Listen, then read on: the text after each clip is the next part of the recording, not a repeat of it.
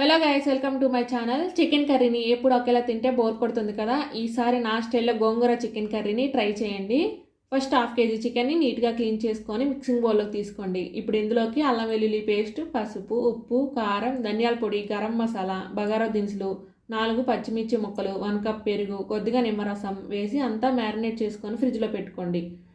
తర్వాత stove on చేసి pan పెట్టుకొని ఆయిల్ వేసుకోండి. ఆయిల్ హీట్ అయిన తర్వాత 4 పచ్చిమిర్చి ముక్కలు, క్లీన్ చేసుకున్న గోంగూరను వేసుకొని మగ్గించుకొని స్మాష్ చేసుకొని పక్కన పెట్టుకోండి. ఇప్పుడు కర్రీ కోసం ప్యాన్ పెట్టుకొని ఆయిల్ వేసుకోండి. ఆయిల్ హీట్ అయిన తర్వాత 4 కట్ చేసుకున్న పచ్చిమిర్చి, ఆనియన్ వేసుకొని ఆనియన్ ఫ్రై అయిన తర్వాత అల్లం వెల్లుల్లి పేస్ట్ వేసుకొని పచ్చివాసన పోయిన తర్వాత మ్యారినేట్ చేసుకున్న చికెన్ వేసుకోండి. ఇప్పుడు అంతా ఒకసారి కలుపుకొని మూత పెట్టుకొని చికెన్ ఉడికించండి. తర్వాత కట్ చేసుకున్న టమాటా ముక్కలు వేసుకొని టమాటా ముక్కలు ఉడికిన తర్వాత ఉడకబెట్టుకున్న గోంగూరని వేసుకోండి. 15 మినిట్స్ ఉడకనివ్వండి. ఫైనల్గా పుదీనా కొత్తిమీర వేసుకోండి. గోంగూర చికెన్ కర్రీ రెడీ అవుతుంది. వీడియో నచ్చితే like, share and subscribe. Bye.